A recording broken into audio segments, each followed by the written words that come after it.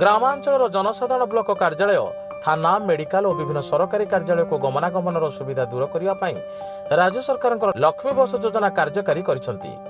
क्रम में शुक्रवार गंजाम जिला सानखेमुंडी ब्लॉक परिसर में बीडीओ जितेंद्र मिश्र तत्वावधान में 2टी लक्ष्मी बस को ब्लॉक अध्यक्षा सीमांचल पात्र उद्घाटन करने सहित पताका देखा शुभारंभ करते। पूजा अर्चना पर गोटे बस सानखेमुंडी ब्लॉक परिसर बाहरी महानला गांधी छक पाटपुर कॉलेज छक दे जयनगर हो ब्लॉक कार्यालय को पहुंची। द्वितीय गाड़ी ब्लॉक कार्यालय बाहरी पलाशपुर गंगापुर नरसिंहगढ़ भिविनगढ़ पद्मपुर पोड़ामारी टी गोविंदपुर पतिगुड़ा कंसामारी सिंहपुर माला भाणाजा आंब गाँ चुड़ंगपुर दे ब्लॉक कार्यालय पहुंचला।